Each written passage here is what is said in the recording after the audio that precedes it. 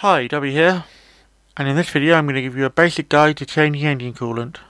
Hopefully by the end of this video you'll know how to change your engine coolant safely and effectively. In order to change your coolant, there's a few items you need: a drain pan, an empty container to put the old antifreeze in, a funnel, the antifreeze itself, and some distilled water if you're using concentrate like I am here. I'll be using a slightly different funnel. So yeah, first of all you need a drain pan. This is a 16 litre drain pan, which is quite more than enough for doing this.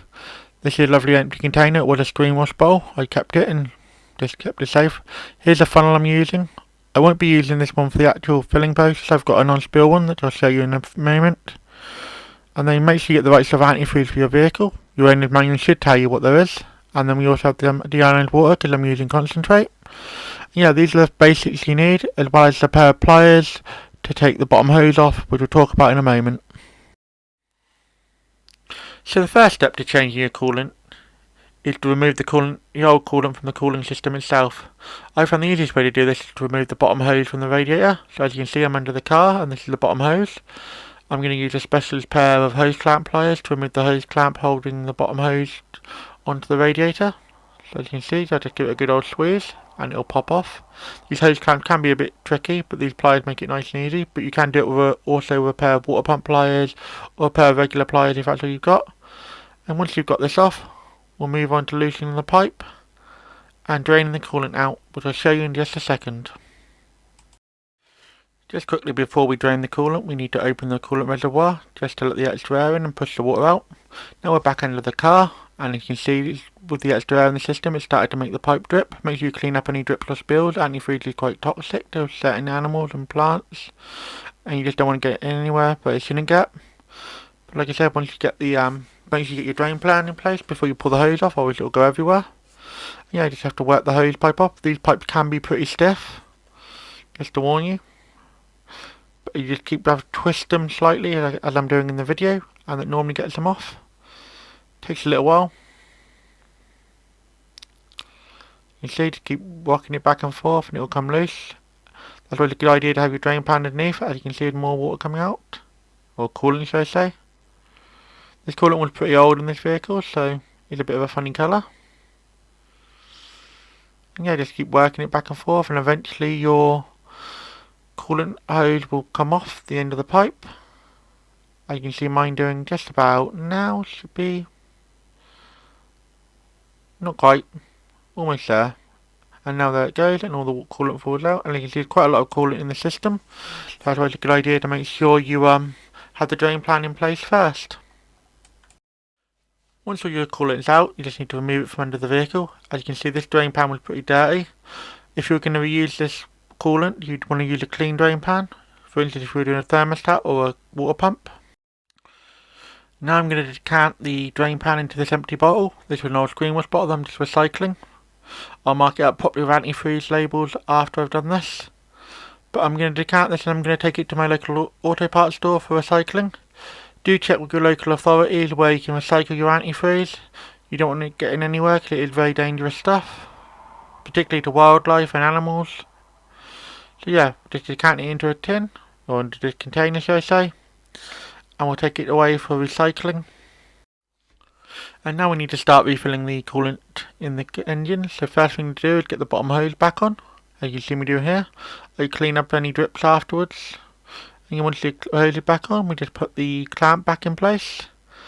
You want to make sure the clamp's back in place nice and secure. I try and line it up with the previous position so it's nice and firm on there. And once it's on, I'll give it a good wiggle just to make sure it's all nice and firm and doesn't move or doesn't come off. And I'll double check this periodically during the refilling process to make sure it doesn't leak.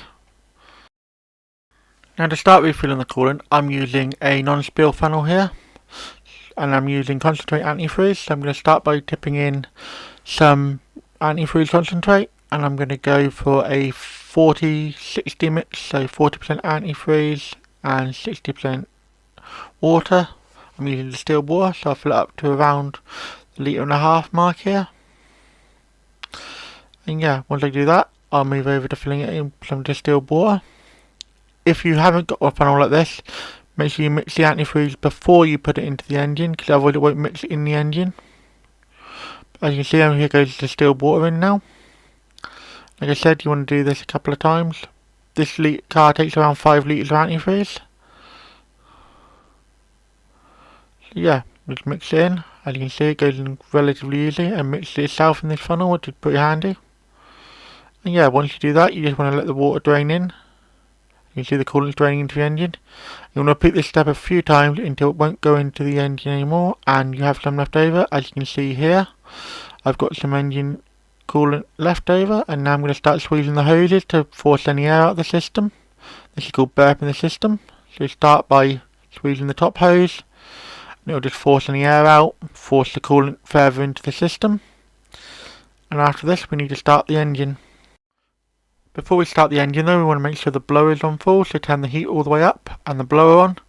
Just make sure you don't get any air trapped in your heater matrix. It can be a pain to get out of there. The next step is to get the car up to operating temperature, so start the engine and let it run until it gets up to its normal operating temperature. While the car is warming up, we'll keep giving these hose pipes a squeeze to force any air out of the system. I want to keep doing this. Eventually the thermostat will open and it will drain some more coolant into the fluid. If you're not using one of these funnels, you'll just keep an eye on the coolant level as you're doing this and just keep topping it up until you get all the coolant in. You'll know once the thermostat opens because it will be a massive drain in the tank, and then just top it up to the thing and then give it some more squeezes, and that will start to force all the air out of the system. After a little while the car will come up to full temperature and the thermostat will now be fully opened. You'll know when the system is completely purged of air, as when you squeeze on the hose pipes there'll be no more air coming out of the system. As you can see when I squeeze it here, the water moves, but there's no actual air coming out, it's just the water pressure moving around. And that's how you know your system is completely full of coolant and there's no air left in it. And with all the air purged out of the system, we need to pop the cap back on. And that will seal the system pressurised and nice and thing. It's also worth checking inside the cab to make sure the blowers are blowing warm air, the hot air, and then also just do a quick leak check underneath to make sure nothing's leaking. I hope you find this guide useful and helpful in changing your own engine coolant. I cover pretty much all the basics and the key points you need to cover in this. Some vehicles will be different. For instance, if you haven't got a temperature gauge, then you have to wait until your engine fan kicks in, and that'll let you know your vehicle's up to temperature and your thermostat will be open, and that'll help you get more air out of the system. You really want to get as much air out of the system as possible. If you enjoyed this video, why not drop a like? Any questions or feedback, let me know in the comments. I normally drop 2 videos a week, so if you haven't subbed to the channel yet, you should, and then you'll never miss another video. Do you know anyone else who would enjoy watching this video? Then feel free to share it with them. Thanks for watching until the end. Have a sensational day.